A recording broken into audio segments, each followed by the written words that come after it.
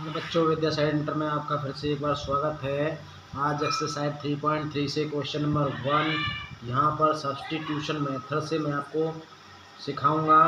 सबसे पहले मेथड को निकालने से पहले हम ये देखेंगे दोनों जो इक्वेशन हैं ये कंसिस्ट हैं या इनकंसिस्ट हैं। सबसे पहले ये फाइंड करेंगे। यदि आपने ये फाइंड कर लिया कंसिस्ट है तो हम आगे सॉल्यूशन करेंगे, और इनकंसिस्ट आई तो हम आगे सॉल्यूशन नहीं करेंगे। तो कंसिस्ट इनकंसिस्ट फाइंड करने के लिए जो इक्वेशन है उसको सही करेंगे। x plus y minus 14 equal to 0 equation first हो जाएगी, और x minus y minus 4 equal to 0 equation हमारी सेकंड हो जाएगी। अब इन इक्वेशनों की कंपेयर करेंगे। लिखेंगे compare equation first y a1x plus b1y plus c1 equal to 0 and equation second by a2x plus b2y plus c2 equal to 0 से हम इसकी कंपेयर कर देंगे। तो हम देखेंगे कि इक्वेशन फर्स्ट में a1 की वैल्यू निकल के आती है हमारे पास 1, b1 की निकल के आती है हमारे पास 1, और c1 की माइनस का 14 निकल के आती है यहाँ से। अब इक्वेशन सेकंड की तरफ चलें तो यहाँ से a2 की निकल के आएगी हमारे पास 1, b2 की निकल के आएगी -1, और c2 की भी माइनस का 4 निकल के आएगी। अब हम इनके रेशो निकाल लेते हैं। यहाँ पर लिखेंगे a1 अपॉन a2, तो 1/1 1 ही आएगा, और दोबारा b1 अपॉन b2 निकालेंगे तो 1/-1 यानी माइनस का 1 आएगा, और c1 अपॉन c2 निकालेंगे तो माइनस का 14 डिवाइड माइनस का 4 यानी कि 7/2 आएगा। हम पहले रेशो की तरफ देखें तो a1 अपॉन a2 और b1 अपॉन b2 इक्वल नहीं है तो लिखेंगे here a1 upon a2 not equal b1 upon b2, so both equation intersect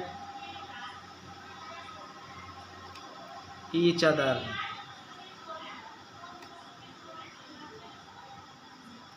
and has one solution only। जब वन सोल्यूशन ओनली है इट इज कंसिस्ट हो जाएगा, it is consist.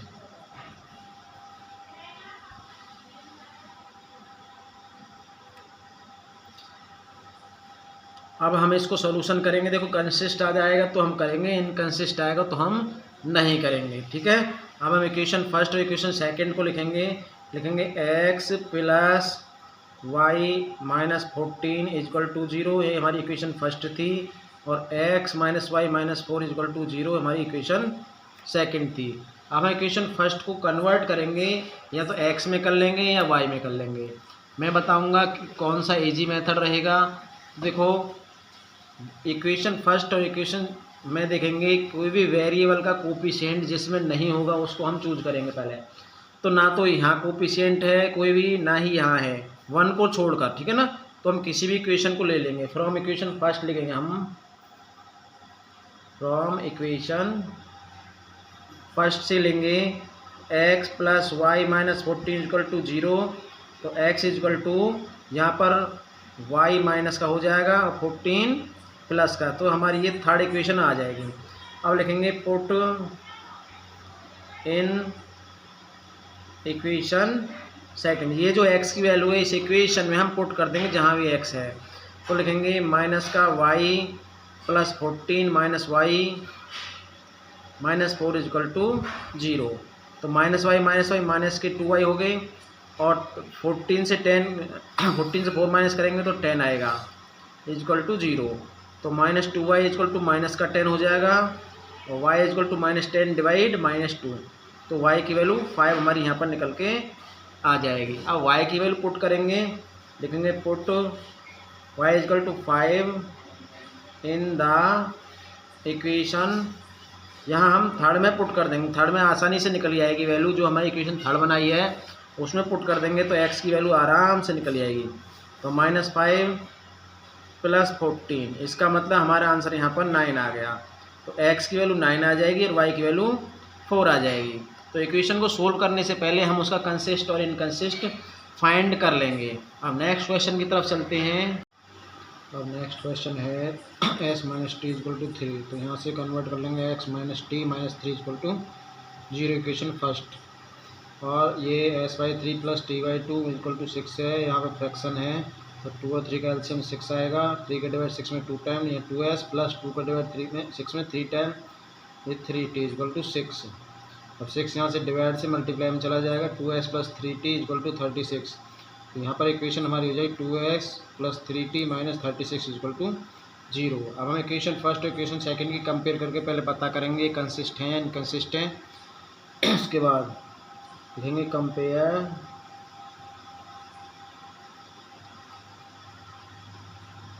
Equation first by a1x + b1y + c1 and equation second by a2x + b2y + c2 = 0।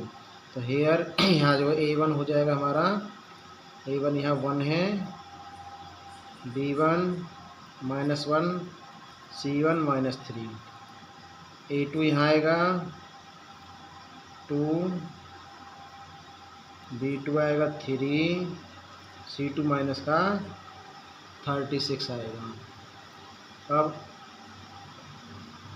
हम ratio निकाल दें, a1/a2 = 1/2, b1/b2 निकालें तो -1/3, और c1/c2 निकालें तो -3/-36, ये कट कर हमारा आ जाएगा 1/12। Here a1/a2 is not equal to b1/b2। So both equation are intersect each other and has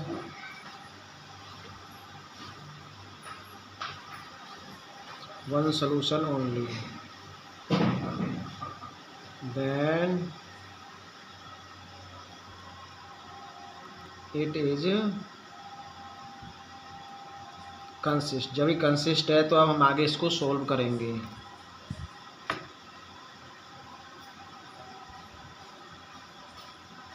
अब यहाँ से बाद में होगा फ्रॉम इक्वेशन फर्स्ट, देखो फर्स्ट इक्वेशन में वेरिएबल नहीं है कोई, तो s - t - 3 = 0 है।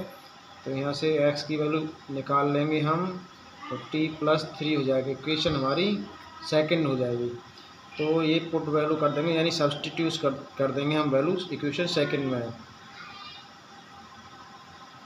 Put in the equation second. अब सेकंड इक्वेशन जो हमारी है उसमें वैल्यू पुट करेंगे। तो देखो यहाँ से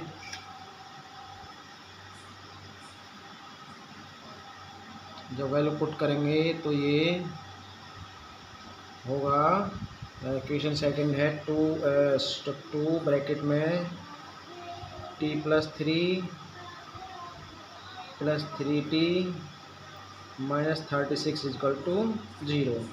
तो 2t + 6 + 3t - 36, तो यहाँ से 2t और 3t 5t और -30 = 0। अब यहाँ से वैल्यू निकालें तो 5t = 30 इधर जाएगा और t = 30/5, तो t की वैल्यू यहाँ पर 5 आ गई है। अब ये t की जो वैल्यू है इक्वेशन थर्ड में पुट कर दें, पुट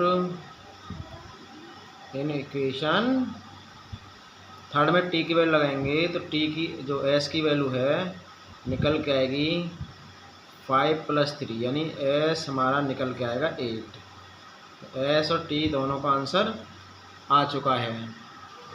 अब हम थर्ड पार्ट की तरफ चलते हैं। तो इक्वेशन है 3x minus Y equal to 3, तो यहाँ से 3x minus y minus 3 equal to 0 equation convert कर दिया है। ऐसी दूसरी इक्वेशन है 9x minus 3y minus 9 equal to 0 equation हमारी सेकंड है।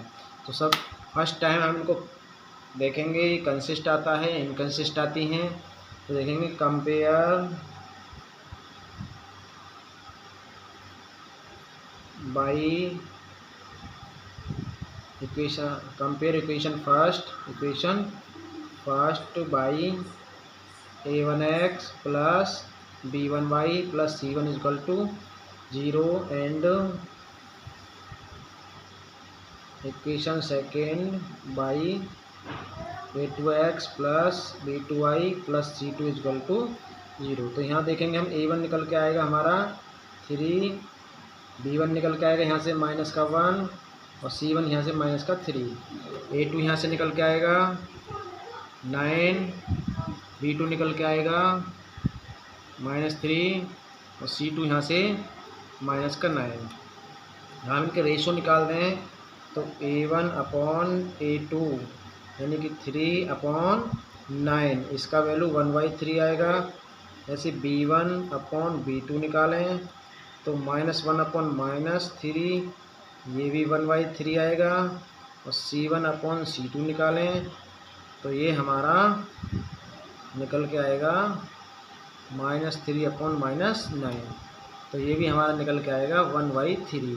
तो here a1 upon a2 equal to b1 upon b2 equal c1 upon c2। तीनों ही जो हमारी रेशो हैं वो इक्वल हैं। इसके अकॉर्डिंग ये क्या हो जाएंगी, कॉन्सिडेंट लाइन हो जाएंगी। क्लियर। तो लिखेंगे both equation has many solution. इसके कॉन्सिडेंट लाइन है तो बहुत सारे सोल्यूशन होंगे। तो बहुत सोल्यूशन होंगे तो इक्वेशन को हम सोल्व नहीं कर सकते हैं। अब इक्वेशन को लिखेंगे now 3x minus y equal to 3 और y equal to 3 minus 3x in minus y और y equal to sign change हो जाएंगे तो 3x माइनस 3y, यानी इक्वेशन यही रहेगी।